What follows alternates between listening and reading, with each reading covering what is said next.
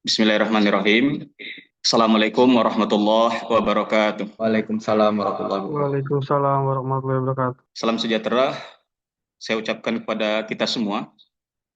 Mudah-mudahan kita semua dalam keadaan sehat walafiat dan bisa menjalankan aktivitasnya pada hari ini dengan sempurna sesuai yang kita niatkan pada hari ini. Alhamdulillah, alhamdulillahirabbil alamin. Bersyukur kita kepada Tuhan Yang Maha Esa atas segala kenikmatan yang Tuhan berikan, Allah berikan kepada kita semua. Semoga setiap nikmat yang dititipkan kepada kita bisa kita gunakan dengan semaksimal mungkin, sehingga kita bisa menjadi seorang hamba yang bisa menjalankan kewajiban kita sebagai seorang manusia. Bersalawat pada Rasulullah SAW, Allahumma sholli ala Muhammad wa ala ali Muhammad. Yang saya hormati pimpinan Politeknik Mitra Industri beserta jajarannya, yang pada malam hari ini alhamdulillah dihadiri oleh Bapak Wikan Sakarinto sebagai Direktur Politeknik Mitra Industri, ada Ibu Lilis yang alhamdulillah juga sudah hadir pada malam hari ini selaku salah satu jajaran di Yayasan Politeknik Mitra Industri, dan juga alhamdulillah sudah hadir pada malam hari ini Bapak Darwoto yang juga merupakan salah satu pengurus Yayasan Politeknik Mitra Industri. Baik Bapak Ibu semua yang saya hormati dan berbahagia, mudah-mudahan dengan pertemuan kita pada malam hari ini bisa mendapatkan jawaban-jawaban atas pertanyaan-pertanyaan kita selama ini yang belum bisa berinteraksi secara langsung. Yang mana mungkin kita sudah mempersiapkan diri untuk bisa bergabung di Politeknik Mitra Industri, tapi ada pertanyaan-pertanyaan yang belum bisa terjawab secara langsung. Mudah-mudahan pada malam hari ini bisa dijawab oleh pimpinan-pimpinan kita selaku penggerak dan pendiri Politeknik Mitra Industri. Baik, Bapak dan Ibu yang saya hormati, sebelum kita mulai kegiatan kita pada malam hari ini, agar bisa mengikuti kegiatan pada malam hari ini dengan seksama dan mengikuti peraturan-peraturan, yang mana jika ada pertanyaan bisa di kolom chat atau raise hand, atau mungkin bisa langsung menghubungi panitia. Di sini ada beberapa panitia dari Politeknik Mitra Industri sekaligus juga sebagai dosen. Saya Surya Insano, saya dosen dari Teknik Teknologi Rekayasa Manufaktur. Yang mana nanti jika Bapak Ibu atau anak-anaknya berkuliah di sini, maka jika mengambil jurusan Teknologi Rekayasa Manufaktur akan bergabung dengan kita, dan insya Allah saya sebagai salah satu dosennya. Dan di sini juga ada Bapak Joko Baroto ya, selaku juga salah satu pimpinan Politeknik Mitra Industri. Baik Bapak Ibu hadirin yang dirahmati Allah pada malam hari ini. Ya, langsung saja kita mulai sebelum pemaparan yang akan disampaikan oleh direktur kita, pimpinan kita, yakni Bapak Wikan Sakarinto, ST, MSc, PhD. Maka ada kata sambutan sekaligus mungkin sedikit pengenalan mungkin terkait Politeknik Mitra Industri dan industri yang ada di kawasan MM 2100. Dalam hal ini, untuk kesempatan yang pertama mungkin kita minta untuk Bapak Darwoto selaku Ketua Yayasan Politeknik Mitra Industri. Pada Bapak kita persilahkan dengan segala hormat. Terima kasih. Selamat malam. Assalamualaikum warahmatullahi wabarakatuh. Waalaikumsalam. Selamat malam Bapak sekalian. Perkenalkan, nama saya Darwoto. Saya kebetulan didaulat sebagai Ketua Yayasan yang menaungi Politeknik Mitra Industri. Sehari-hari saya bertugas sebagai di kantor pengelola kawasan industri MM 2100 dan juga di organisasi selain di HKI yang hari ini sedang melaksanakan Munas, juga kami di Asosiasi Pengusaha Indonesia, APindo, bidang ketenagakerjaan. Berdirinya Politeknik Mitra Industri sejatinya merupakan kebutuhan dari industri-industri, tidak hanya di dalam kawasan industri MM 2100, tetapi juga dari berbagai kawasan dan juga dunia industri itu sendiri. Karena dengan adanya pendidikan menengah yang telah kita selenggarakan, yang kurang lebih berjalan sudah 13 tahun, eh, rasanya tidak lengkap ketika tidak ada lanjutannya dengan model yang sama dengan status sebagai politeknik. Artinya politeknik adalah sarjana terapan.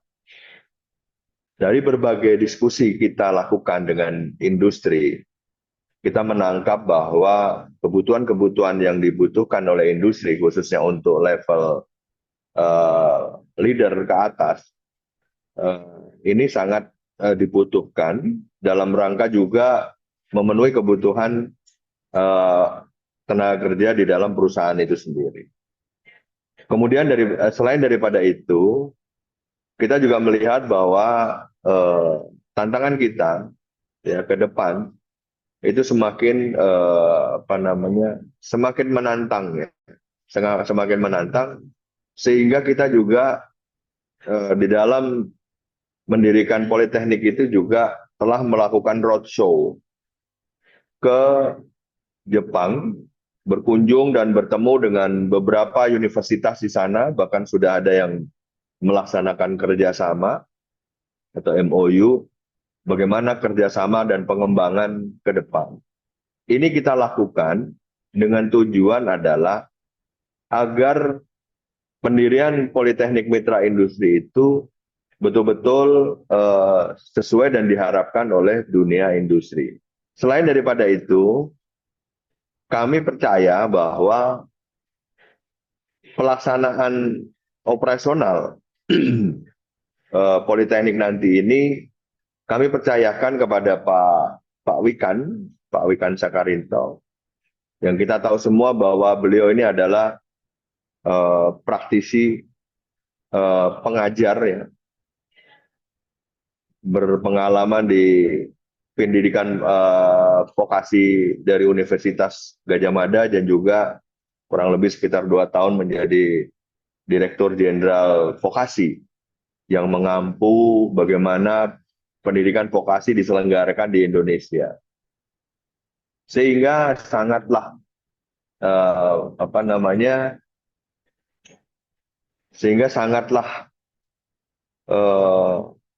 kompeten beliau di dalam mengampu politeknik ini.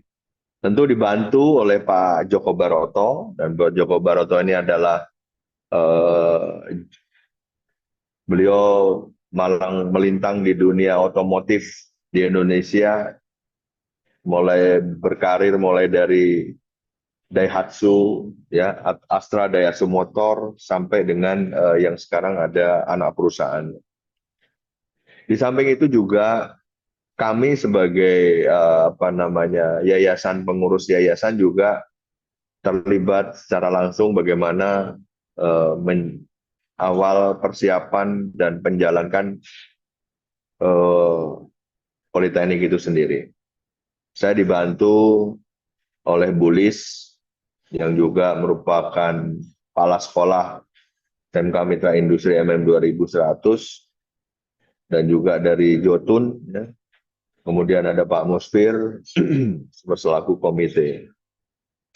Kolaborasi yang telah kita lakukan di dalam menciptakan angkatan kerja yang siap kerja di level menengah kejuruan, boleh dikata sudah mendapatkan apresiasi dari pemerintah. Karena pemerintah melalui Kementerian Pendidikan Dasar dan Menengah juga sudah mulai bagaimana penerapan model-model yang ada di pendidikan kejuruan vokasi di di MM 2100, dan berikut cabang-cabangnya ini menjadi rujukan. Sehingga berbekal pengalaman itulah saya yakin Politeknik Mitra Industri akan sukses dan dapat mengantarkan lulusan-lulusannya ke dunia kerja dengan jenjang yang lebih menjanjikan. Sama seperti yang dilakukan di Mitra Industri SMK-nya, bahwa ini juga nanti ada program kerjasama, ada magang di Jepang dan lain sebagainya. Tentu ini menambah ya, menambah keyakinan, bisa memberikan dampak keyakinan kepada ibu bapak sekalian untuk dapat selanjutnya mempercayakan pendidikan putra putrinya kepada Politeknik Mitra Industri. Oleh karenanya saya mohon pada kesempatan yang baik ini, tentu tidak hanya dari ibu bapak sekalian, mohon disebarluaskan, diinformasikan kepada saudara handai tolan yang masih belum menentukan kemana langkah pendidikan lanjutan setelah lulus SLA, ya, setelah lulus SMK, SMA atau MA, mau berkarir. Kami merasa senang sekali ya pada malam hari ini karena ibu bapak sekalian bisa hadir, bisa berkesempatan hadir di dalam acara sosialisasi ini. Kita membuka beberapa gelombang, nanti akan dijelaskan secara rinci, dan tentunya ini juga kita menyesuaikan dengan ritme-ritme yang terjadi di masyarakat. Nah, sehingga apa yang kita lakukan mudah-mudahan dapat memuaskan oleh kepada ibu bapak sekalian, dan ibu bapak sekalian dan anak-anakku semua merasa yakin bahwa kuliah di Politeknik Mitra Industri adalah sebuah keputusan yang tepat, keputusan yang bisa membimbing masa depan, keputusan yang bisa berkontribusi terhadap penciptaan angkatan kerja yang siap pakai oleh dunia industri maupun di dunia profesi manapun. Kami memang masih baru, kami tahu bahwa kami masih baru, dan ini perlu effort yang sangat luar biasa. Tentu masih ada kekurangan sana-sini, tetapi kami yakin ketika nanti memang sudah mulai berjalan, kami akan mengakselerasikan itu, sehingga tujuan daripada pelaksanaan pendidikan Politeknik Mitra Industri ini berjalan dengan lancar. Sekali lagi saya ucapkan terima kasih kepada ibu bapak sekalian, termasuk juga kepada Pak Wikan dan teman-teman semua yang kesempatan hadir pada malam hari ini. Sukses. Billahi taufiq wal hidayah. Assalamualaikum warahmatullahi wabarakatuh. Waalaikumsalam warahmatullahi wabarakatuh. Baik, terima kasih kami ucapkan kepada Bapak Dewarwoto SE, yang mana sekali lagi saya sampaikan bahwa Bapak Darwoto merupakan ketua dari Yayasan Mitra Global Mandiri, dan juga beliau merupakan salah satu pengelola kawasan Mitra Industri MM 2100. Kawasan Industri MM 2100. Mudah-mudahan apa yang disampaikan Bapak Darwoto tadi dapat kita pahami bahwa antara industri dan kampus saat ini saling membutuhkan. Mudah-mudahan dengan adanya kehadirannya Politeknik Mitra Industri bisa menambah warna untuk masa depan Indonesia yang lebih baik ke depannya. Baik, selanjutnya pada kesempatan malam yang berbahagia ini, sebelum dimulai oleh Pak Wikan, maka alangkah baiknya ada kata sambutan dari ibu kita ya, yang sangat menginspirasi kita semua, yang sangat disiplin, yang ketika berjumpa selalu harus tersenyum kepada orang-orang yang ada di hadapannya. Kita banyak belajar dari Ibu Lilis yang pada hari ini selalu mengingatkan kita untuk bisa menjadi dosen yang beretitut baik ya. Karena sebagai seorang pendidik, kita akan melatih dan membina serta mengajarkan mahasiswa agar menjadi pribadi-pribadi yang berakhlak baik. Baik, pada Ibu Lilis yang merupakan salah satu pengurus di Yayasan Mitra Global Mandiri, dan juga beliau merupakan direktur Jotun ya, yang luar biasa ya. Saya maulah gitu kan. Jadi minimal kerja di Jotun ya. Tapi alhamdulillah saya pada hari ini kerja ya sebagai dosen di TRM. Dan insya Allah nanti bisa juga melatih mahasiswa untuk bisa masuk di Jotun ya, Pak.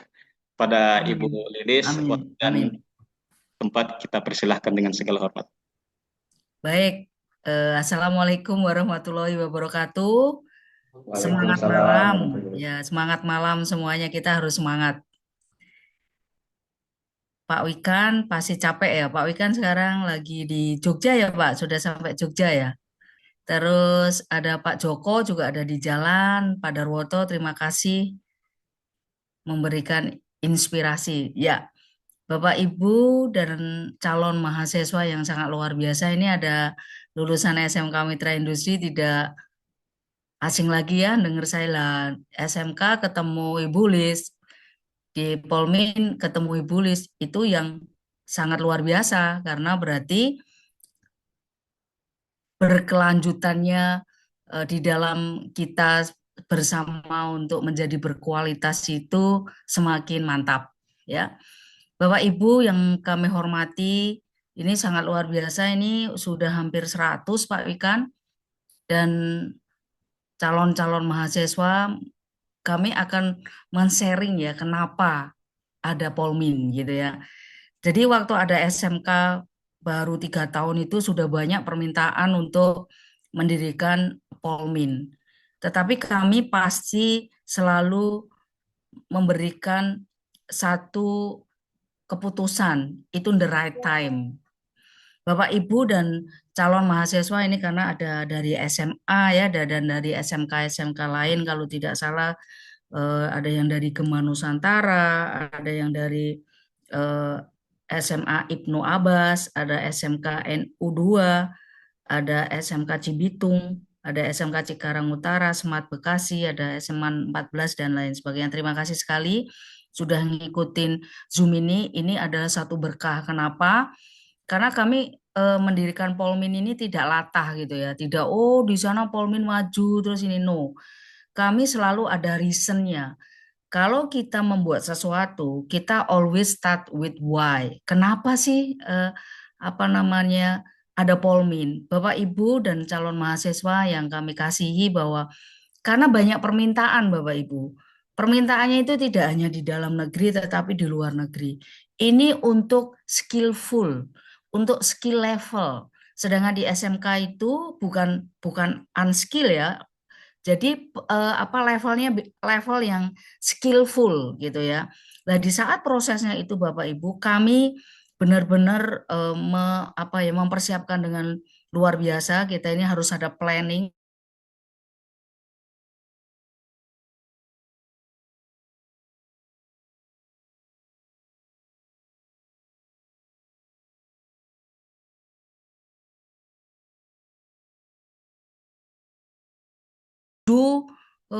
Jurusan yang mereka mau gitu ya. Tetapi setelah kami mapping, kita ngambil 3 prioritas bahwa ada 3 jurusan yang lulusannya nanti di perusahaan manapun akan menggunakan jurusan itu. Sehingga sebelum kita mendirikan itu Bapak Ibu, kami ada kuesioner, kami ada FGD, bahkan kami undang para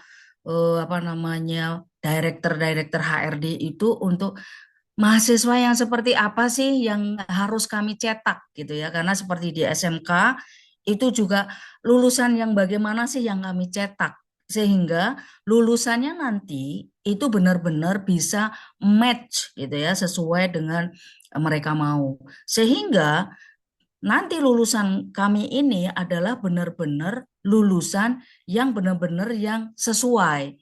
Bapak Ibu yang kami hormati, sekarang ini ada fenomena banyak lulusan dari sekolah-sekolah yang hebat pun lulusin yang dari akreditasi A, lulusin yang dari luar negeri bahkan. Itu benar-benar susah mencari kerja. Kalau kita dengar di Jawa BK kemarin betapa berdesak-desakan, itu benar adanya Bapak Ibu. Dan sekarang ini di banyak perusahaan sekitar, termasuk di Jotun, itu juga ada efisiensi. Cuma kita tidak ngomong, kita tidak report. Kenapa? Karena pasti ada reasonnya kenapa, gitu ya. Jadi Bapak Ibu, inilah yang kalau Bapak Ibu dan anak-anakku semuanya mencari sekolah, pastikan your dream, your future itu ada di situ. Karena apa? Kita nggak bisa sekolah yang sudah bayar uang gitu ya, tetapi tidak match gitu lulusannya. Akhirnya apa? Akhirnya ada banyak cerita yang udah 7 tahun nganggur cari kerja, yang lulusan di situ cum laude, yang lulusan dari sekolah-sekolah yang luar biasa, negeri yang ternama pun banyak nganggur, banyak susah. Apa? Karena nggak match. Lah, kami akan mengetouch beda. Tadi disampaikan oleh Pak Darwoto, ini pertama pasti kami banyak kekurangan. Kami gedung masih kami akan nanti di Fasanta ya, kami akan ada sementara ini ada di Ruko, nanti Pak Wikan akan, tetapi ini cikal bakalnya, niat tulusnya, kita sungguh-sungguhnya seperti SMK Mitra Industri waktu itu masih di bedeng, Bapak Ibu pasti waktu angkatan pertama bahkan kami di saat mengumpulkan orang tua aja kami minjem masjid. Tetapi kalau niat tulus bahwa kami akan mencetak sesuai dengan kebutuhan industri, karena ini Bapak Ibu treatment kami kepada mahasiswa-mahasiswa yang kami nanti itu akan sangat beda. Jadi anak-anakku yang kalian udah dewasa, otomatis tidak bisa di treat seperti yang di SMK. Kamu harus ini, kamu harus itu, rambutnya harus ABCD, ABRI bukan cepak doang gitu ya. Kamu harus kukumu tidak harus panjang, tidak boleh panjang. Kita setiap saat nengok kuku, kami tidak akan perlakukan itu. Kami ajak Bapak Ibu putra-putrinya untuk menjadi dewasa. Dewasa di dalam mencapai cita-cita, tetapi ada koridor aturan yang harus dilakukan, gitu ya. Jadi rapi harus, disiplin harus, tetapi bagaimana menjalankan disiplin itu secara dewasa. Kalau anak-anak SMK, wah apa namanya? Kalau kita tidak, oh besok kalian pakai seragam warna putih abu setiap hari kita ngasih WA. Apakah nanti mahasiswa seperti itu? No. Mahasiswa harus kita ajak berpikir secara dewasa, tetapi outputnya adalah mahasiswa yang berkualitas, mahasiswa yang berkarakter, mahasiswa yang dinanti-nanti oleh perusahaan, mahasiswa yang sangat-sangat profesional. Itu yang kami mau. Makanya Bapak Ibu nanti aturan-aturan budaya-budaya pembentukan karakter kita bentuk sama-sama, kita ada workshopnya seperti di ASMK, tapi dengan cara beda. Jadi Bapak Ibu jangan sampai punya pikir, wah nanti anakku dipelontos lagi, nggak laku-laku, karena cewek nggak mau ya nggak ada rambutnya, Mama. Terus habis itu, oh anak saya nanti begini, inilah kami akan didik secara dewasa. Tetapi kedewasaan yang ada aturan, ada hukuman, ada rewardnya yang jelas. Saya rasa itu dari saya karena waktunya juga sudah jam 8. Nanti ada apa namanya sharing session dari Pak Direktur kami, Pak Wikan dan Bapak Ibu. Pak Wikan ini bukan orang sembarangan. Pak Wikan ini adalah dirjen, beliau direktur kami untuk mendapatkan Pak. Ini bukan satu apa ya? Ini bagi kami adalah mujizat. Mujizat. Kayaknya ini memang kami harus mendirikan Polmin ini dan ini diridhoi Allah. Kenapa? Dengan dimudahkan satu proses, dengan dimudahkan satu apa namanya setiap ada challenge-challenge, dengan dimudahkan bagaimana para eksternal stakeholder kami baik dari dalam negeri, para direktur HRD Bu siap sampai Bapak Ibu kami cerita sungguh kira-kira ya lulusan seperti apa yang kami harus apa namanya luluskan. Ada yang memberikan secara spesifik Bapak Ibu. Bu, saya nanti mau ngambil yang jurusan bisnis marketing karena saya ada yang teknik manufacturing.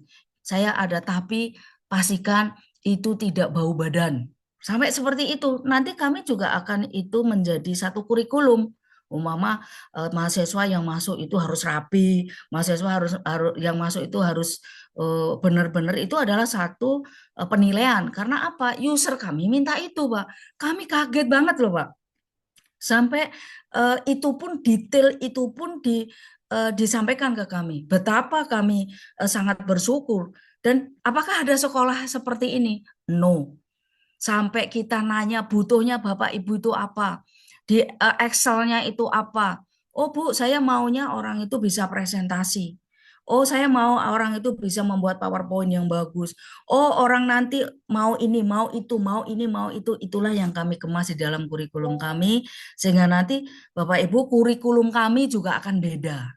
Nah, kalau di SMK kami ada BMW Plus, kalau kita ada bekerja, bekerja, bekerja plus gitu ya, bekerja, bekerja, bekerja plus. Karena kan habis S1 Polmin biasanya kan langsung bekerja gitu ya, tidak melanjutkan kuliah lagi, bekerja, bekerja dalam negeri, bekerja luar negeri, dan bekerja untuk diri sendiri. Saya rasa itu terima kasih dan mudah-mudahan kita bisa bersama untuk membangun negeri ini, menciptakan manusia-manusia yang berkualitas. Terima kasih. Assalamualaikum warahmatullahi wabarakatuh. Waalaikumsalam warahmatullahi wabarakatuh. Terima kasih kami ucapkan kepada Ibu Lilis sebagai salah satu pengurus dari Yayasan Mitra Global Mandiri. Mudah-mudahan apa yang disampaikan Bu Lilis tadi dapat kita pahami, dan saya meyakini setiap yang disampaikan Bu Lilis tadi adalah niat yang tulus untuk mendirikan Polmin dan direalisasikan dengan bentuk yang nyata dan konkret serta sukses. Melihat dari kesuksesan SMK Mitra Industri di usianya yang masih remaja, ya, terhitung remaja, sekitar 12 atau 13 tahun atau 14 tahun ya. 14 tahun itu sudah menjadi salah satu SMK terbaik di Indonesia. Dan mudah-mudahan Polmin akan mengikuti jejak SMK Mitra Industri karena para pimpinannya juga merupakan dari salah satu pimpinan di SMK Mitra Industri. Pada kesempatan malam hari ini akan diisi oleh Bapak Wikan Sakarinto, IST MSc PhD. Pada Bapak kita persilahkan. Baik, terima kasih. Assalamualaikum warahmatullahi wabarakatuh. Selamat malam, salam hormat Ibu Bapak semuanya. Terima kasih atas malamnya, waktu malam yang disempatkan untuk merancang masa depan anak-anak kita semua. Tadi disampaikan oleh Pak Darwoto dan Ibu Lis sudah clear, dan saya cuma memberikan konteks sedikit saja. Untuk Pak Darwoto tadi, Pak Darwoto adalah ketua yayasan pendiri Politeknik Mitra Industri, dan Pak Darwoto itu adalah salah satu jajaran pimpinan pengelola kawasan industri MM 2100. Yang mana kawasan industri MM 2100 adalah salah satu yang terbesar di Asia Tenggara. Ada sekitar 350 lebih perusahaan-perusahaan internasional maupun dalam negeri yang bereputasi ada di dalam MM 2100. Seperti Astra Honda Motor, Astra Daihatsu Motor, LG, Denso, Mitsubishi, dan sebagainya. Ada Yamaha dan sebagainya. Dan Pak Darwoto juga sebagai ketua pembina ketua yayasan SMK Mitra Industri juga. Dan dilanjutkan oleh Ibu Lis. Ibu Lis kebetulan kepala SMK Mitra Industri, tapi Ibu Lis juga sebagai direktur utama PT Jotun Indonesia, sebuah perusahaan jet yang cukup terbesar di Indonesia, dan beliau selalu menginspirasi kita semua. Baik Mas, kita langsung aja mulai presentasikan untuk website kita. Jadi Ibu Bapak yang saya hormati, saya mohon maaf karena saya harus berangkat dari Bekasi ke Salatiga untuk pengurusan akreditasi perguruan tinggi. Jadi saya berhenti di rest area dan mohon maaf sekali apabila nanti ada ketidaknyamanan di dalam saya menyampaikan presentasi ini. Baik, kita langsung dengan website saja, yaitu polmin.ac.id. Langsung di sini bisa terlihat bahwa Politeknik Mitra Industri didirikan di dalam kawasan industri MM 2100. Tadi sudah saya sampaikan, ini adalah kawasan industri yang salah satu terbesar di Indonesia. Naik dulu. Dan di atas dulu. Oh, yang ini ya, yang ini. Yang mana tadi disampaikan Ibu Lis, kita ini mendirikan perguruan tinggi di sana itu benar-benar bersama-sama dengan industri-industri di kawasan industri ini. Termasuk juga di kawasan industri tetangganya. Jadi di sini itu ada sekitar 7 kawasan industri. Bikin kurikulumnya, tanya industri, bikin prodinya apa, tanya industri, bikin profil lulusan itu mau kayak apa, tanya industri. Kemudian pendirinya, nah ini pendirinya didirikan oleh para ekspor. Saya perkenalkan tadi ada Ibu Lis, ada Pak Darwoto, kemudian masih ada Pak Yoshihiro Kobi Usman, Pak Kobi dari Jepang. Pak Kobi itu kebetulan adalah pendiri kawasan industri MM1100 sekitar berapa puluh tahun yang lalu. Bisa dibayangkan para pendirinya juga merupakan tokoh-tokoh industri. Tadi ada Pak Joko sebagai wakil direktur. Pak Joko adalah tokoh HRD untuk industri otomotif se-Indonesia. Dia juga jebolan dari Daihatsu. Kemudian perkenalkan saya, Ikan Sakarinto. Saya dipercaya untuk memimpin pendirian dan memimpin pengelolaan Politeknik ini. Saya pernah hampir sekitar 20 tahun menjadi dosen di UGM dan juga pernah menjadi dekan di UGM, dekan fakultas atau sekolah vokasi UGM. Serta saya pernah dipercaya Pak Nadiem 2 tahun pertama dulu di awal Pak Nadiem menjabat, saya adalah Dirjen Pendidikan Vokasi Kemendikbudristek tahun 2020-2022. Itu para pendirinya. Nah, sekarang kita masuk ke mengapa Politeknik Mitra Industri menjadi pilihan yang sangat realistis bagi adik-adik putra-putri ibu bapak semuanya. Baik, turun aja langsung ke mengapa. Satu, ya jelas didirikan di dalam kawasan industri, sangat jarang politeknik atau universitas berada di dalam kawasan industri dan didirikan oleh tokoh-tokoh industri dan juga saya sebagai mantan dirjen. Kemudian yang ketiga, kurikulum sistemnya dirancang bersama dan nanti dosen-dosen pengajarnya juga ada sekitar belasan hingga puluhan dosen-dosen dari praktisi dan jajaran pimpinan industri. Jadi nanti di semester 1 mahasiswa kita sudah langsung bertemu dengan pimpinan-pimpinan industri sebagai dosen. Itu bisa dibayangkan sejak awal saja sudah bertemu dengan calon perekrut mereka 4 tahun kemudian.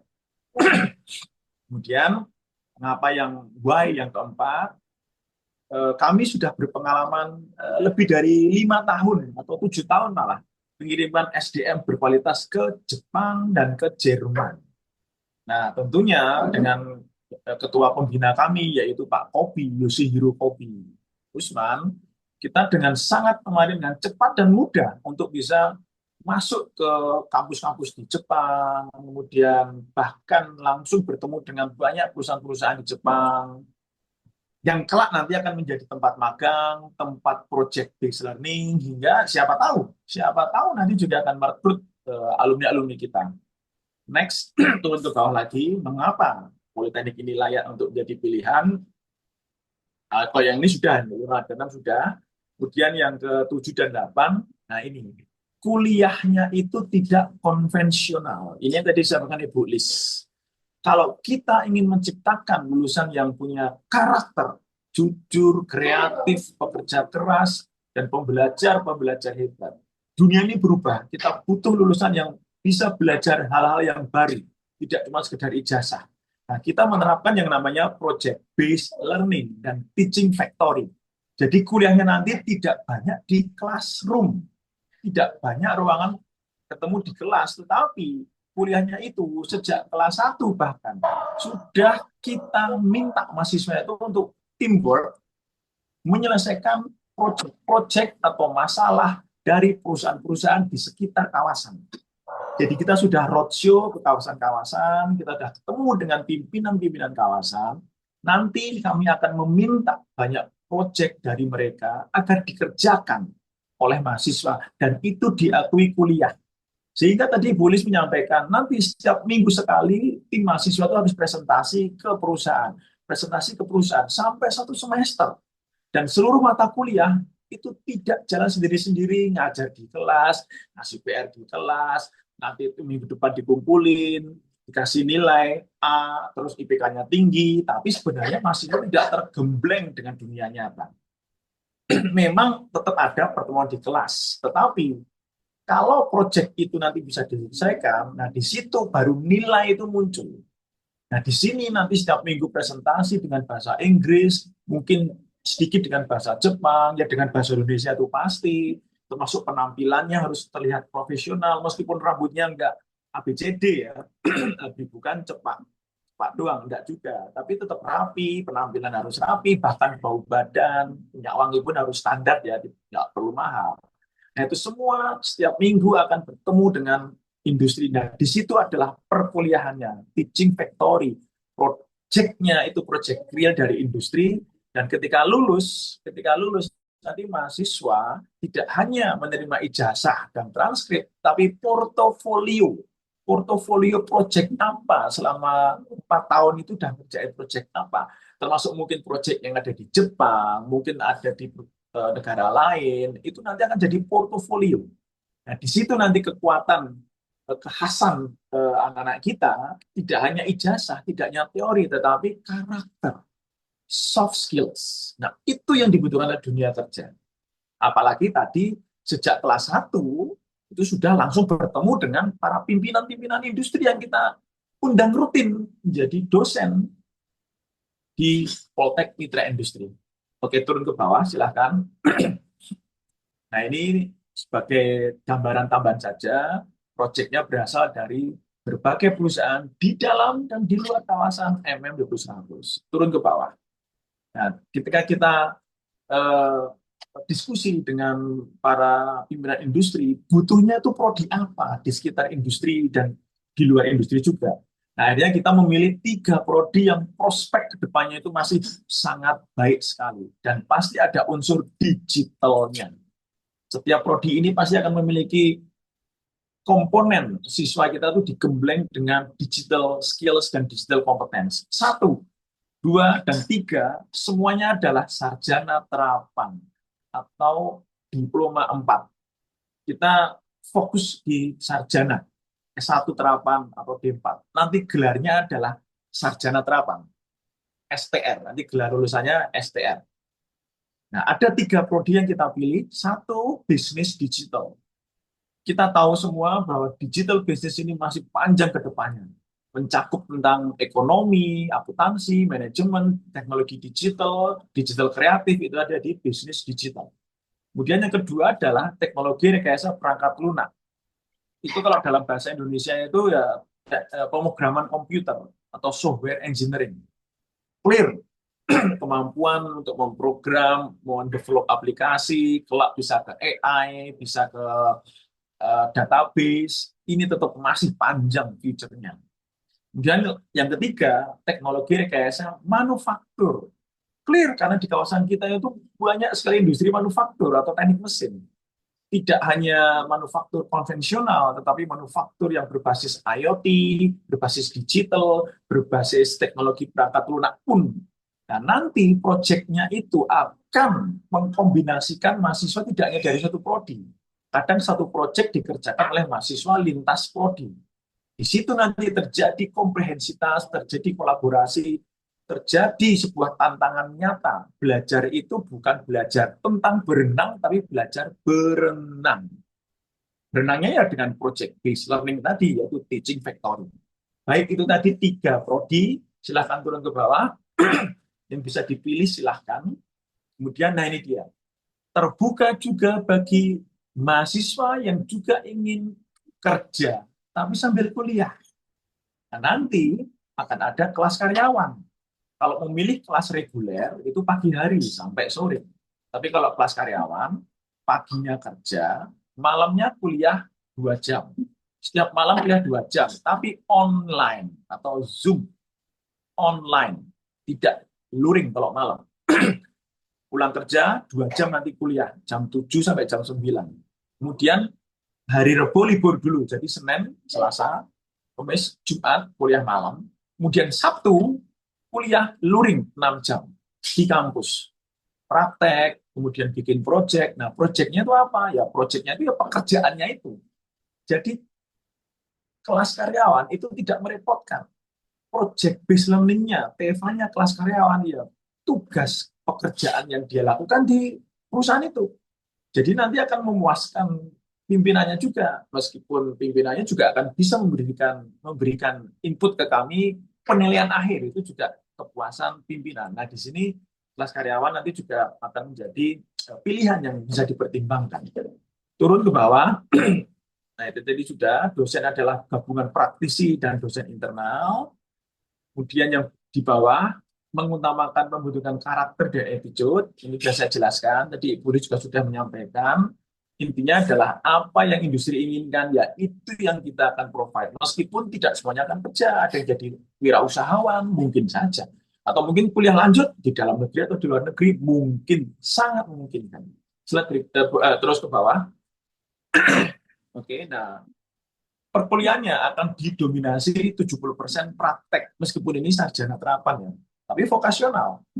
30% teori, teori yang bermakna, teori yang kontekstual, 70% praktek itu nanti gabungan antara praktek dasar plus teaching factory atau project based learning. Nah, kalau turun ke bawah, silahkan nanti kalau yang ingin segera mendaftar, bisa diklik ini mitra-mitra kita, ini baru sedikit di antara yang sudah kita tunjukkan ya. Itu bisa diklik di situ untuk mendaftar. Baik, kita klik dulu prodinya, coba diklik prodinya. Nah, ini untuk daftar prodinya. Ada 3 prodi, silakan. Di situ bisa diklik kurikulumnya seperti apa, pola perkuliahannya seperti apa, di situ ada keunikan keunggulannya apa, silahkan. Tapi pilihlah prodi ini berdasarkan passion, jangan tebak-tebak, wah manggis gitu ya, ini aja deh, atau itu aja deh, enggak.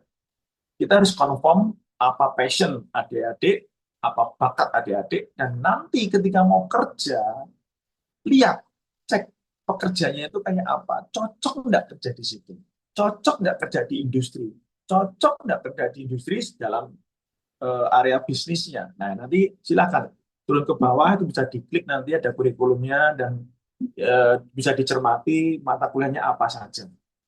Kemudian kalau boleh klik profil. Nah, di profil ini coba ke bawah. Jadi kita menerapkan 6S, 5 nilai, clear, tapi dipraktekin dengan teaching factory ya, project based learning, coba turun ke bawah. Nah, di sini ada profil visi misi, saya cepat aja ke bawah lagi. Nah, di sini ada jajaran pendiri. Silakan nanti juga dicermati siapa pendiri atau dibalik Politeknik Mitra Industri ini atau disingkat Polmin. Kemudian di situ ada foto-foto, tapi saya mau langsung karena sudah malam ya, karena sudah malam ini saya percepat saja. Langsung saja kita masuk ke pendaftaran mahasiswa baru. Silakan. Baik, ke bawah langsung. Nah, Ibu Bapak, adik-adik yang saya banggakan, Ibu yang Bapak yang saya hormati, untuk mahasiswa baru kita ada 3 gelombang. Gelombang 1, gelombang 2, dan gelombang 3. Gelombang 1 untuk pendaftaran akan tutup pada tanggal 27 Juni pendaftarannya. Nah, untuk gelombang 1 dan 3 yang membedakan itu nanti adalah biaya SPI, sumbangan pengembangan institusi. Lebih cepat tentunya ada beasiswa, keringanan, SPI-nya kan lebih besar. Silakan dicermati di situ. SPI-nya 15 juta, tetapi untuk gelombang 1 hanya 7,5 juta. Nah, ini juga bisa dicermati. Kemudian untuk biaya studi atau UKT, jadi kita nggak menerapkan SPP, tapi kita menerapkan UKT. UKT itu uang kuliah tunggal atau single SPP. Jadi sekali bayar itu udah nggak bayar apa-apa lagi. Nah, untuk per semesternya 6 juta rupiah. Kemudian untuk SPI-nya sekali bayar di depan itu 15 juta rupiah, tapi untuk gelombang 1 hanya 7,5 juta rupiah. Gelombang 2 silahkan dicek di situ berapa, ya nanti semakin gelombangnya makin tinggi, ya mestinya beasiswa keringannya akan semakin kecil. Sehingga lebih cepat, lebih baik. Untuk biaya pendaftaran, ada biaya pendaftaran Rp300.000. Untuk biaya mungkin itu sebagai gambaran. Kemudian silakan kembali ke halaman beranda sebagai penutup. Kalau ada yang kurang nanti saya diingetin ya, Pak Surya. Kalau ada yang kurang, tapi bisa aja kita nanti langsung masuk ke sesi tanya jawab saja. Nah, sebagai penutup, demikian yang bisa kami tawarkan untuk menjadi salah satu skema prospektif untuk menghantarkan adik-adik atau putra-putri ibu bapak meraih masa depan, menuju masa depan sesuai dengan passion, tetapi polanya tidak dengan kuliah yang konvensional, tapi menggunakan pola kuliah teaching factory dan project based learning, pembelajaran berbasis real project. Untuk ruang kelas, tadi disampaikan Ibu Lis, kita memang memulai dengan beberapa ruang 4 lantai ya di daerah Fasanta di MM 2100, tapi kita juga menggunakan banyak fasilitas yang ada di SMK Mitra Industri MM 2100 yang cukup besar, laboratorium manufaktur, mesin-mesin CNC, laboratorium kreatif digital. Nanti foto-fotonya ada semua di situ. Silakan cek di foto-foto itu dan juga silakan cek juga di website kami di kolom pemberitaan artikel itu dinamika kami bagaimana mendevelop ini, kemudian kerjasama dengan Jepang, kerjasama dengan perusahaan Jepang, mungkin juga dengan Jerman dan sebagainya. Kita akan terus update di website ini. Mungkin demikian Ibu dan Bapak yang saya hormati serta adik-adik calon mahasiswa baru Polmin 2025 yang saya banggakan dan yang akan mengisi Indonesia Hebat masa depan. Demikian saya tutup dengan pantun pendek. Cincin pilihan untuk kekasih. Cukup sekian. Terima kasih. Assalamualaikum warahmatullahi wabarakatuh. Silahkan kita bisa berdiskusi, tanya jawab untuk semakin mematangkan masa depan putra-putri kita semua. Terima kasih. Waalaikumsalam warahmatullahi wabarakatuh. Terima kasih banyak Pak Wikan atas pemaparan yang sangat jelas pada malam hari ini. Tapi saya harap teman-teman calon mahasiswa atau Bapak Ibu akan banyak yang ditanyakan pada malam hari ini. Mumpung langsung bertemu dengan pimpinan dan jajaran dosen Polmin, baiknya langsung ditanyakan daripada melalui chat atau langsung ke Polmin membutuhkan effort yang lumayan. Mungkin bisa berdiskusi pada malam hari ini. Mungkin kita buka sesi tanya jawab. Yang mungkin pada malam hari ini kita utamakan dulu Bapak Ibu yang ingin bertanya secara langsung mungkin bisa raise hand atau angkat tangan dan membuka mic-nya. Assalamualaikum. Ya, waalaikumsalam.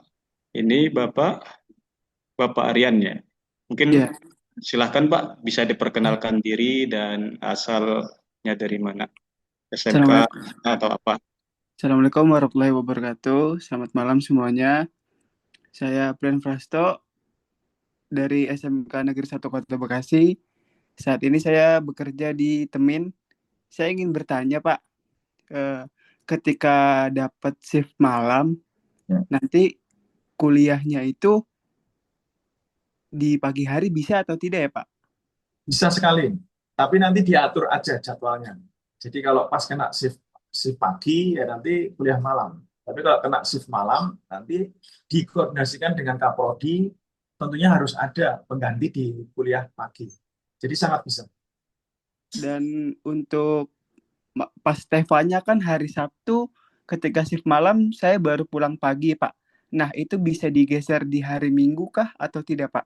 Nah, begini, kalau untuk peraturan di hari Minggu sebenarnya sangat tidak disarankan oleh kementerian untuk melakukan perkuliahan. Kalau ketahuan itu nggak enak aja sih. Tapi kemungkinan kalau nanti memang shift Jumat itu sampai pagi, ya nanti kita akan koordinasikan bisa aja nanti kuliahnya separuh di Sabtu, ada sedikit nanti di hari Minggu. Jadi nanti kita koordinasikan dulu dengan seluruh mahasiswanya.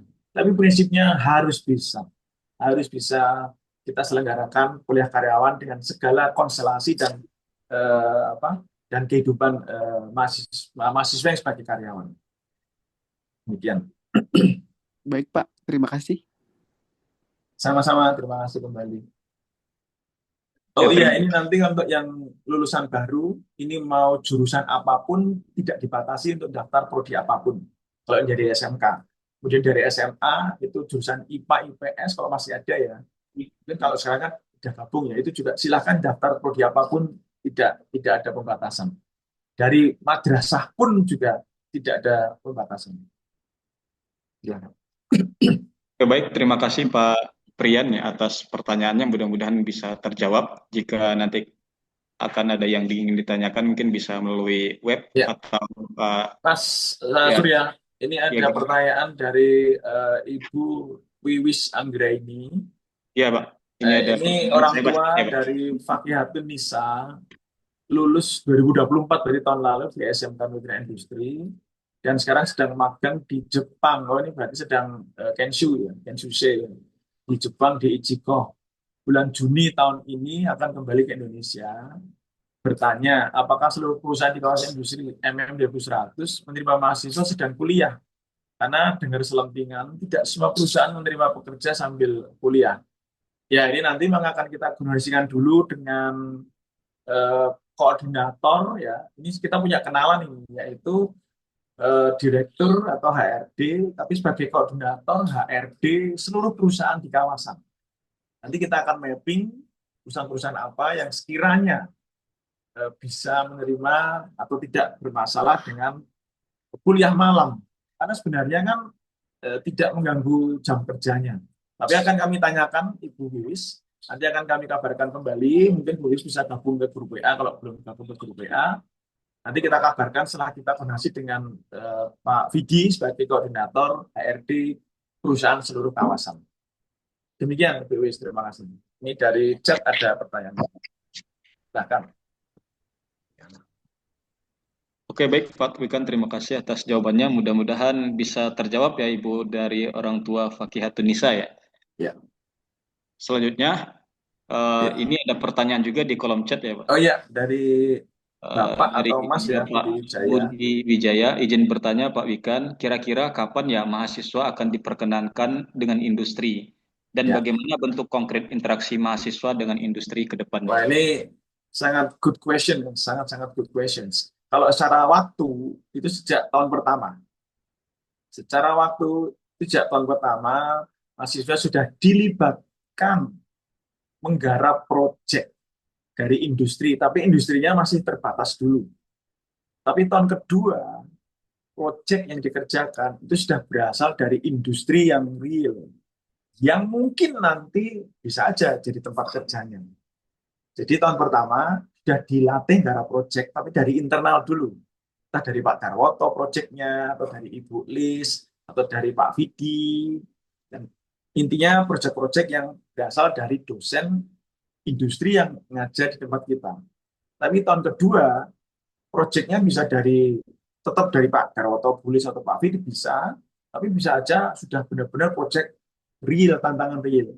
Jadi di tahun pertama kedua sudah dikenalkan. Nah, bentuk konkret interaksinya yaitu tadi mendapatkan tantangan proyek, mahasiswa bikin tim, isinya satu tim 5 mahasiswa, dan mahasiswa itu akan mengerjakan proyek itu. Misalkan nanti outputnya sebuah aplikasi software, atau outputnya adalah produk desain, outputnya bisa juga sebuah SOP atau DED, atau mungkin sistem di industri, atau mungkin sebuah accounting apa namanya atau business plan.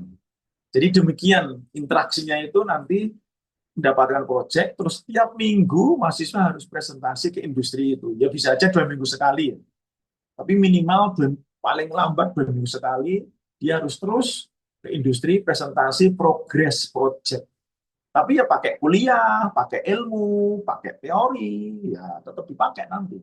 Nah, di situ pola interaksinya menjadi kontekstual. Kelihatan nanti mahasiswa yang harus presentasi, kan di awal kan mungkin baru agak grogi, tapi nanti setelah presentasi kesekian kali, mahasiswa menjadi lancar presentasi seperti presentasi profesional di dunia industri real. Demikian. Terus ini saya lanjutkan ya, izin bertanya, kuliah reguler sama kelas karyawan, apa perbedaan biayanya? Ini sama. kita tidak membedakan biaya untuk kelas reguler dan kelas karyawan. Karena faktanya kalau kelas reguler itu nanti kami kan harus ada effort untuk kelas malam. Jadi dosen-dosen kan tetap harus kerja di malam hari dan juga kerja di Sabtu, di hari Sabtu. Jadi sebenarnya kelas industri ini ketika disamakan biayanya dengan kelas reguler, itu sebuah merupakan eh, persembahan kami atau itikat kami untuk tidak ada jangan sampai mempersulit siapapun yang ingin menempuh pendidikan lanjut lebih tinggi itu jangan sampai dipersulit. Demikian jawaban untuk pertanyaan. Kemudian berikutnya ini ada pertanyaan. Kalau dilihat dari website Polming, terdapat kerjasama dengan 4 pemerintah di Jepang. Apakah ini ada opsi untuk pertukaran mahasiswa? Iya, sangat iya. Disitulah mengapa meskipun Polming waktu itu belum resmi berdiri, kami sudah roadshow ke Jepang. Kami sudah roadshow ke Jepang dan Pak Yoshihiro Kobi, Pak Kobi yang benar-benar punya relasi kuat di dalam negeri maupun di Jepang, itu dengan cepat bisa masuk ke kampus-kampus Jepang. Saya sendiri juga dulu S3-nya di Jepang. S2 saya di Jerman dan di Belanda. Jadi memang kami sangat concern, nah bisa aja skema kami begini. Ketika masuk ke tahun ketiga, kami sudah mulai mencoba untuk kerjasama dengan universitas di Jepang untuk join TEFA. Join atau kolaborasi TEFA atau kolaborasi project based learning. Di Jepang, mahasiswa akan tinggal di Jepang selama berapa minggu atau berapa bulan, tetapi di Jepang sudah kita kondisikan, sudah ada project real yang harus dikerjakan, mahasiswa kita berkolaborasi dengan mahasiswa Jepang. Kira-kira demikian, ini pola pertukaran mahasiswanya itu tidak cuma datang ke sana, ikut kuliah, atau mungkin jalan-jalan, studi tour, nggak cuma gitu. Tapi memang di sana pun juga nanti harus ditantang untuk mengerjakan proyek real juga di sana. Dan itu bisa jadi nanti menjadi tugas akhirnya atau portofolionya. Demikian. Kemudian untuk berikutnya, apakah di kemudian hari Polmin ada kerjasama dengan internasional ya, dengan Poltek di Jakarta? Seperti hanya Poltek Jakarta, saya pikir itu sudah saya jawab. Sekarang aja kita sudah membuka kerjasama dengan kampus di Jepang, kerjasama internasional. Siapa tahu nanti di tahun ketiga, keempat, kami berhasil membuat joint degree atau double degree.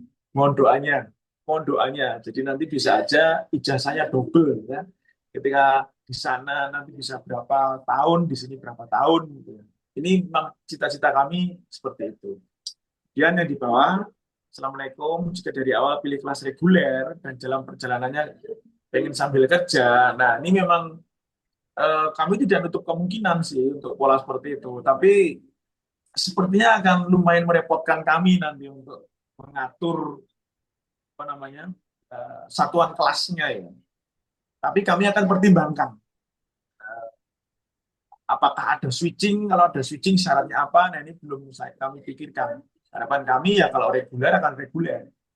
Toh juga ketika milih reguler itu juga sama aja nanti mengerjakan proyek real dengan industri. Mungkin demikian jawaban saya.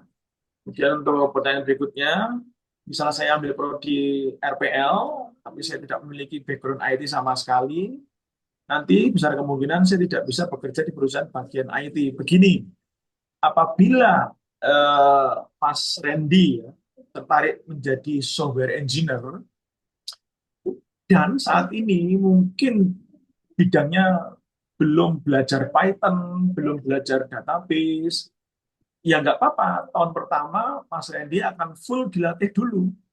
Belajar programming, database, setahun dilatih dulu. Baru tahun kedua nanti mulai belajar garap project. Begitu ya. Begitu. Jadi tetap nanti tahun kedua, paling lambat tahun ketiga nanti Mas Randy harus benar-benar menggarap project real. Tapi tahun pertama harus dilatih dulu fundamentalnya, dasar pemrogramannya. Baik, ini ada Pak Mas Prian tanya lagi ya, apakah kelas karyawan mendapatkan benefit yang sama seperti reguler, seperti harus tetap prestasi industri, pertukaran masa ke Jepang dan sebagainya. Begini, mestinya itu harus disesuaikan dengan situasi pekerjaan di perusahaannya.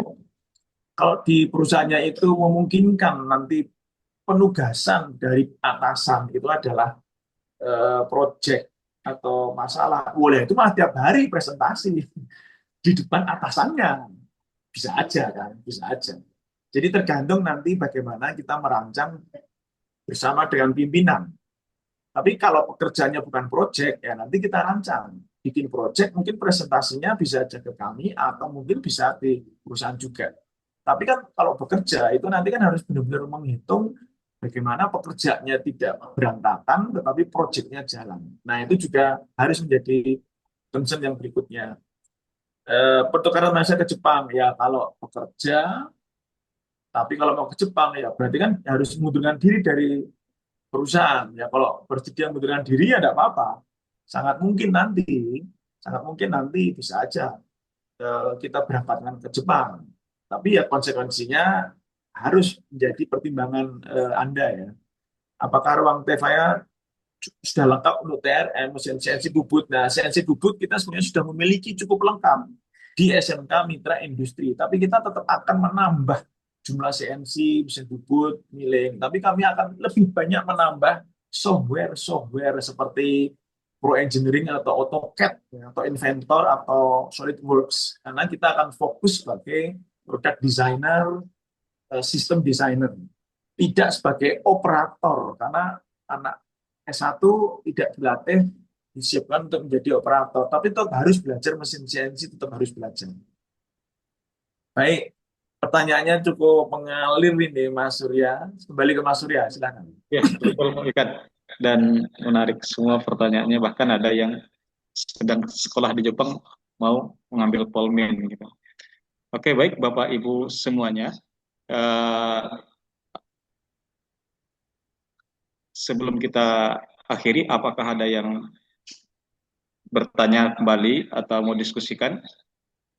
Atau masih ada penasaran tentang Polmin? Masih kita buka sesi diskusi. Mas Surya. Ya. Silakan Pak Musfir, silakan. Ini juga pimpinan yayasan kami. Silakan, Assalamualaikum warahmatullahi wabarakatuh. Saya tadi ada warahmatullahi wabarakatuh. mendengar ada pertanyaan apakah perusahaan melarang mengizinkan semua karyawan untuk sambil kuliah sambil kerja. Ya, pada dasarnya perusahaan tidak melarang untuk kuliah. Namun ada beberapa perusahaan yang mengeluh kalau ada karyawan yang kerja sambil kuliah. Kenapa? Karena karyawan tersebut, oknum tersebut, begitu dia sambil kuliah, dia jadi malas bekerja, banyak absen. Sehingga perusahaan menganggap bahwa kuliah ini akan menghambat pekerjaan di kantor. Jadi ada semacam pesan yang tidak tertulis, oh ini nggak bagus berarti sambil kuliah. Nah, solusinya adalah kalau kita bekerja, kuliah sambil bekerja, kita harus memastikan bahwa kita tetap bekerja secara profesional. Absen kita tidak terganggu. Nah, ini tentunya butuh komunikasi dengan atasan masing-masing. Yang kedua, banyak juga perusahaan mengeluh kalau karyawannya sambil kuliah karena begitu setelah selesai kuliah mendapat D3 atau D4, dia langsung nuntut kenaikan gaji. Oh, saya sekarang bukan operator, saya sekarang bukan SMK, saya minta kenaikan gaji. Nah, ini juga yang kadang-kadang menjadi keluhan perusahaan. Jadi intinya, kalau kita bekerja, kuliah sambil bekerja, tetap rendah hati, tetap menjaga kehadiran di perusahaan, dan setelah selesai, jangan nuntut langsung mau dipromosi atau dinaikin gajinya. Begitu kira-kira Pak Wikan, Bapak-Bapak Ibu. Terima kasih Pak Musfir. Pak Musfir ini juga pimpinan yayasan kami, perkenalkan Pak Musfir. Tapi Pak Musfir juga sebagai direktur atau dirut ya, di perusahaan besar JFE di dalam kawasan industri, itu perusahaan dari Jepang, Pak Musfir sebagai pimpinannya. Terima kasih Pak Musfir. Terima kasih Pak. Saya tambahkan Pak Musfir, terima kasih Pak Musfir. Jadi tadi kan ada yang kalau kuliah sambil bekerja terus mau magang ke Jepang. Kalau kerja itu bagus, perusahaan itu mengizinkan karyawan mau kuliah, mau apa, dan bahkan di perusahaan itu ada fasilitas namanya unpaid leave. Gitu ya. Intinya adalah selama karakter anak-anakku semuanya menjalankan 5 nilai 6S, terus perusahaan jatuh cinta, pasti didukung. Yang tadi, yang disampaikan Pak Musfir itu valid adanya. Nah, inilah yang akan kita bentuk, Pak Wikan dan para dosen yang luar biasa ini. Tidak ada karakter-karakter yang seperti itu. Karena kalau orang sudah kuliah, itu mudah merasa pintar gitu loh. Tidak pintar merasa bahwa semuanya posisi, semuanya promosi, itu semuanya ada waktunya. Kerendahan hati, terus ketulusan di dalam bekerja, itu sangat diperlukan sampai hari ini, gitu ya. Jadi intinya dear semuanya, kuliah itu bukan sesuatu yang apa ya,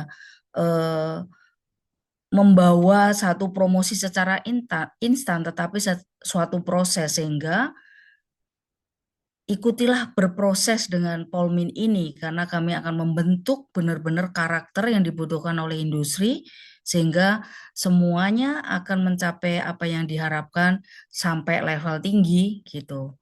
Tetapi semuanya harus ikutin proses. Karena kalau orang mau sukses harus ikut proses dan tidak boleh banyak protes kan gitu. Terima kasih. Ya, terima kasih Bu Lis, terima kasih. Terima kasih Pak Musfir. Jadi ini saya juga mau nanggapin sedikit lagi nih Bu Wiwis yang tadi putranya mau pulang dari Ichikoh, Jepang ya.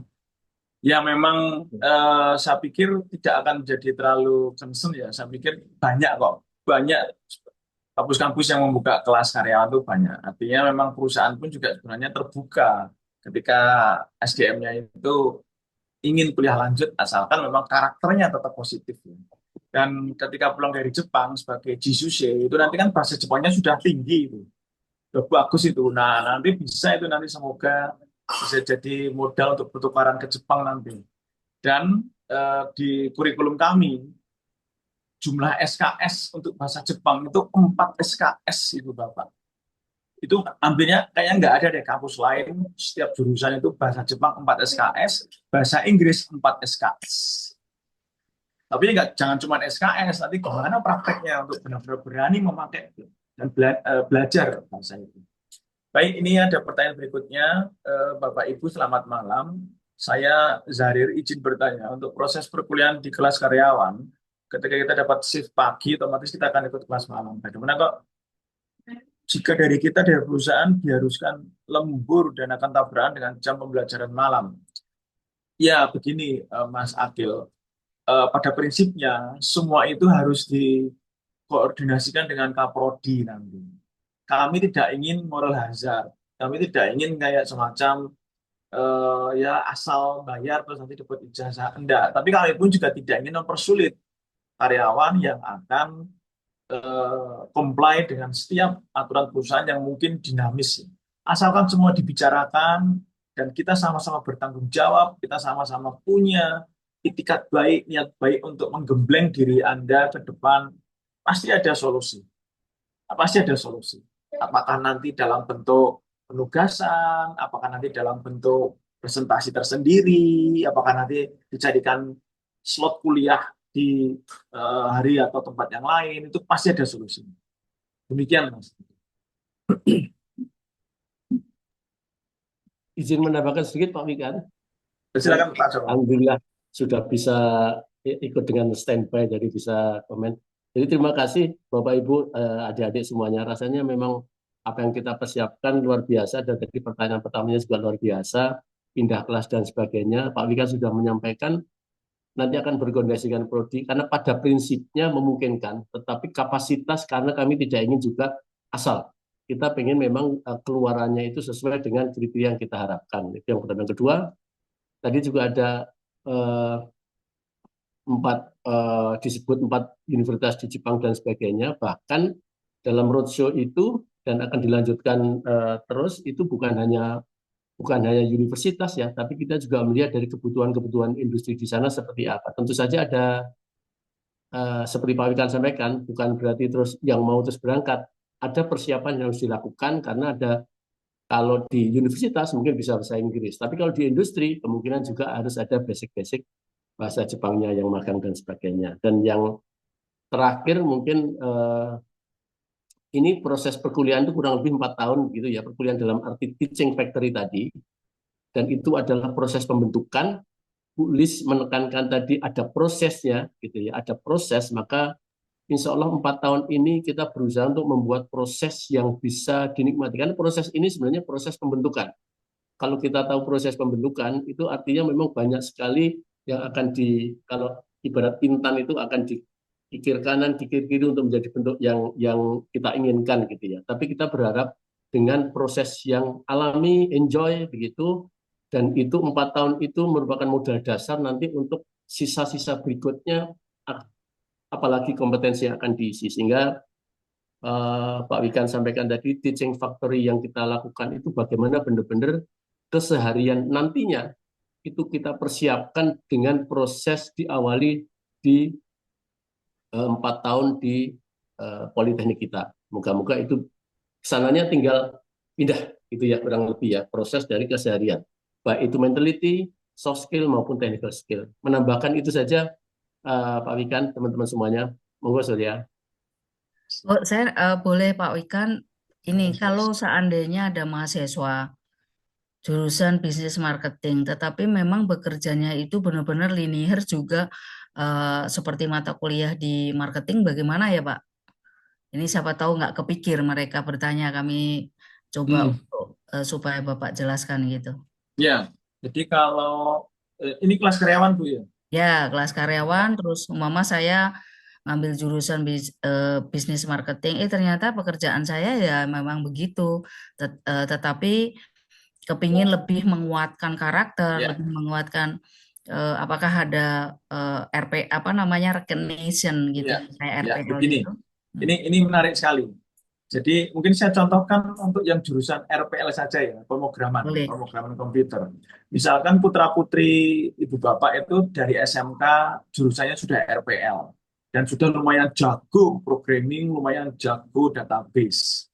Kemudian bekerja di perusahaan dan mengambil kelas karyawan. Nah, di sini malah justru tidak perlu mengikuti mata kuliah yang dasar pemrograman, pengantar teknik informatika, dasar database. Mungkin polanya nanti akan kita minta tuh presentasi, Bu Lis. Coba presentasikan apa portofoliomu, kamu udah pernah garap project apa aja di SMK, pernah bikin software apa aja, terus kita tanya-tanya ini apa maksudnya, coba bikin program pendek. Nah, kalau memang sudah terbukti, ya nggak harus ikut kuliah-kuliah yang dari awal, justru langsung kalau kelas karyawan ya, sekarang kamu ngerjain apa di perusahaan.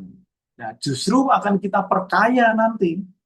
Kita beri masukan, kenapa kok nggak gini aja, coba sampaikan ke atasan. Nah, diskusi dengan atasan, dikomplain atasan, atau dipuji atasan, dapat masukan dari atasan, terus bikin sistem desainnya makin komprehensif, atasan puas, industri puas. Nah, itu malah justru di situ kisah sukses sebuah kelas karyawan. Jadi Ya. demikian Baik. pendekatannya seperti itu. Jadi kita nggak kaku, tapi kita nggak terus gampangin. Kalaupun nanti ada yang diakui, harus ada justifikasi secara akademik dan secara kontekstual layak untuk diakui. Nggak perlu ikut mata kuliah ini, tapi langsung di switch jadi project yang komprehensif. Jadi ada justifikasi, ada assessment yang nanti. Demikian, Bu. Ini luar biasa, Diers. Kenapa tadi kami tanyakan? Karena nggak ada yang nanya itu, gitu loh. Ya. Padahal ini sebetulnya adalah apa ya? Benar-benar sangat penting gitu. Intinya gini loh. Anda semuanya yang udah bekerja di linier, Anda akan semakin dikuatkan, dipercantik, ibaratnya gitu ya, benar-benar akan dibenahin lagi. Dan ada, mohon maaf ya, ini ada tamu biasanya begitu. Jadi akan didandanin lagi dengan karakter yang kuat, confident, terus branding nge-branding, kemampuan presentasi dan lain sebagainya, sehingga di dalam bekerja nanti atasan Anda itu akan, ini kenapa ini kok sekarang beda, ada confident, ada, kalau kami selalu bilang di sekolah itu ada 4O, 4O-nya ini akan benar-benar O banget, O-nya bulat banget gitu, bukan O oval. otaknya akan semakin luar biasa kreatif, critical thinkingnya juga ada, system thinkingnya juga ada gitu ya.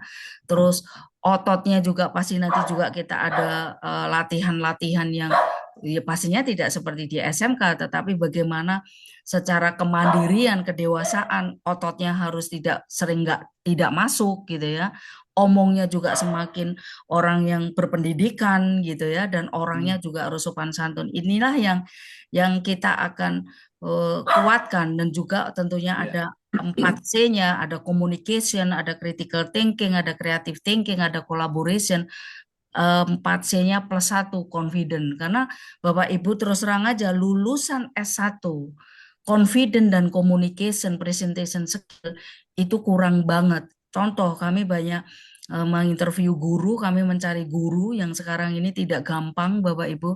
Saya yakin Pak Wikan juga tidak gampang untuk mencari dosen. Nah, inilah kami hal-hal yang seperti ini yang sangat dibutuhkan di perusahaan ini akan kami didik di Polmin kami.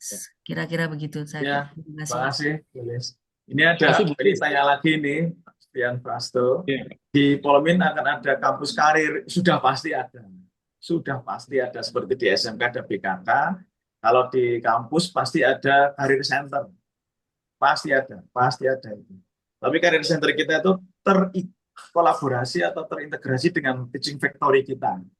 Jadi kalau di Jepang, nah ini yang mau kita capai ya. Di Jepang itu kan kalau kuliah, setahun terakhir sebelum lulus, itu sudah dapat industri yang menyerap. Nah, kita itu nanti modelnya, career center itu lebih pada bisa nggak anak kita setelah tahun ketiga selesai, mau masuk tahun keempat, itu sudah ada perusahaan-perusahaan yang mengikat melalui keterikatan ketika mereka rutin ke perusahaan itu presentasi project. Harapannya seperti itu.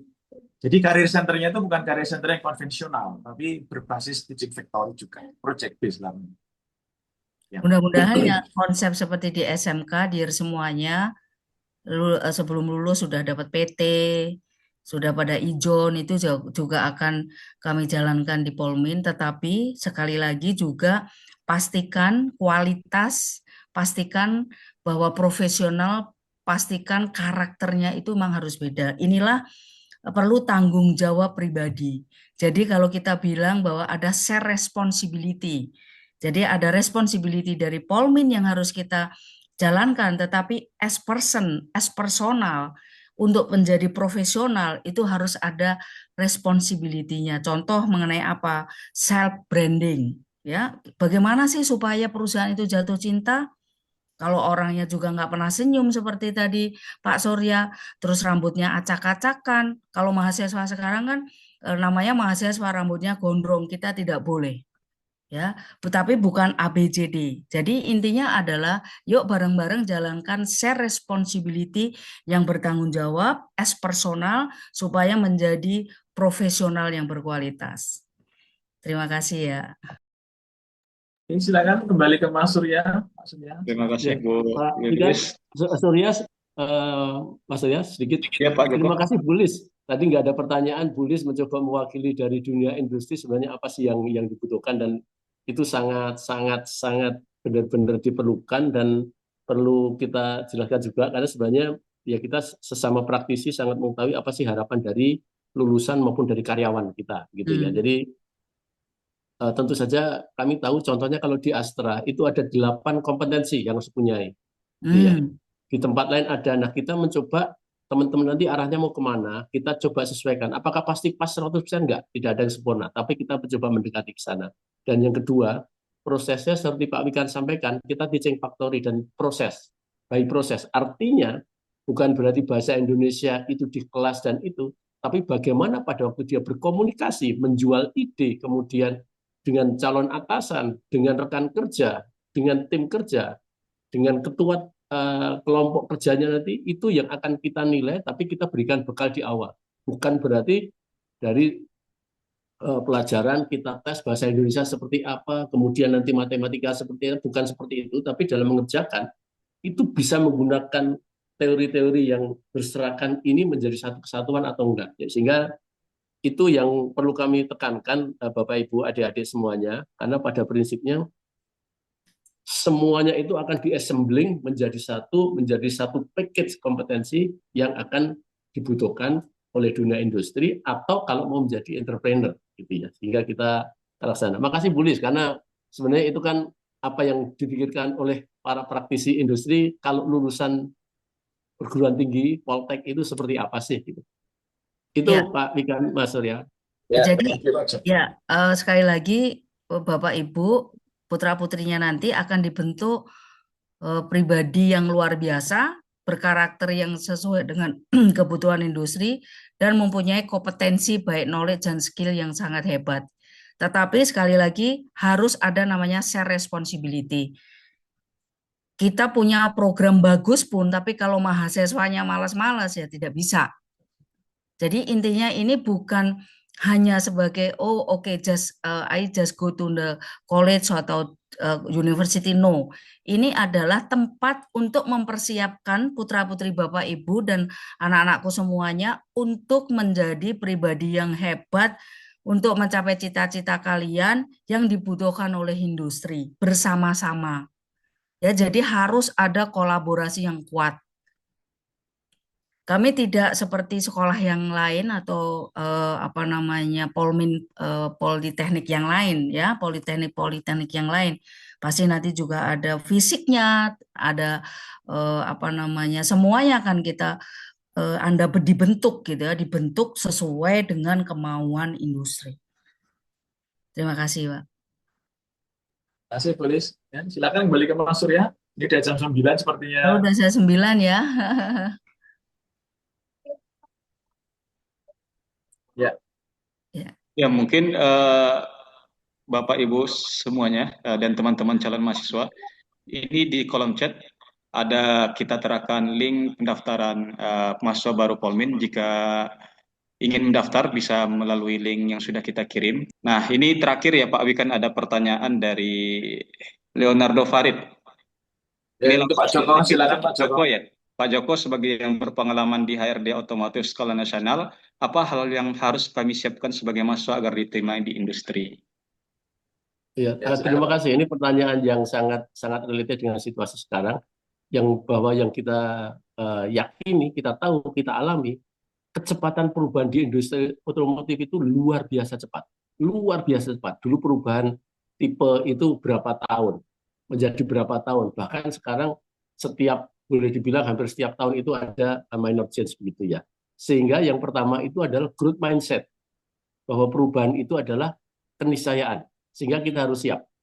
Mentalitas dari growth mindset. Yang kedua adalah bagaimana kita terutama adalah kemampuan analytical thinking. Analytical thinking itu sangat diperlukan di situasi apapun, gitu ya. Dan yang ketiga tentu saja bagaimana kita komunikasi, karena tidak ada di dunia ini yang tidak berkomunikasi. Even itu adalah sudah banyak pakai digital, tetapi di pihak lain itu tetap akan ada partner yang harus bisa mengerti apa yang kita sampaikan dan bagaimana kita mengconvince, meyakinkan partner kita, atasan kita, bawahan kita, customer kita, supplier kita agar mengikuti apa yang sedang kita set. Ya, kurang lebih itu basicnya, tapi yang paling basic adalah growth mindset, karena kecepatan perubahannya itu luar biasa, yang kadang-kadang secara industri saja itu juga kejar-kejarannya luar biasa. Mungkin itu, Mas Surya. Baik, terima kasih Pak Joko atas Tambahin Pak, disiplin, harus disiplin. Oh ya, kalau itu paling basicnya, karena disiplin dan tanggung jawab kalau itu. Orangnya enggak mau disiplin ya udah bisa. Jadi disiplin dan tanggung jawab itu Yes. menjadi pondasinya, tidak boleh itu lepas, karena disiplin, tanggung jawab. Kalau yang suka melempar tanggung jawab itu ya susah. Jadi disiplin, tanggung jawab itu paling basic. Kemudian kompetensinya growth mindset dan yang tadi analytical begitu ya. Terima kasih Bu Lis. Ya, terima kasih Pak Joko, Bu Lis atas jawabannya. Mudah-mudahan Mas Leonardo Fardit bisa terjawab ya atas pertanyaan, atas jawaban dari Pak Joko dan Bu Lis tadi. Mungkin itu saja yang bisa kita hadirkan pada malam hari ini. Kita tutup sesi diskusi. karena mengingat waktu sudah jam 9:05, sudah waktunya istirahat. Jika ada yang ingin ditanya atau didiskusikan bisa melalui langsung web Polmin atau WA Polmin yang sudah kita terakan di kolom chat, dan bisa juga langsung mendaftar di link yang sudah kita sediakan. Sekali lagi terima kasih kami ucapkan kepada semua hadirin yang hadir pada malam hari ini, baik itu para pimpinan yang sudah menyampaikan dan memaparkan tentang Polmin, maupun calon mahasiswa Polmin dan wali murid Bapak Ibu calon mahasiswa Polmin. Terima kasih atas perhatiannya. Mohon maaf atas segala kekurangan. Kami akhiri. Alhamdulillahirrahmanirrahim. Assalamualaikum warahmatullahi wabarakatuh.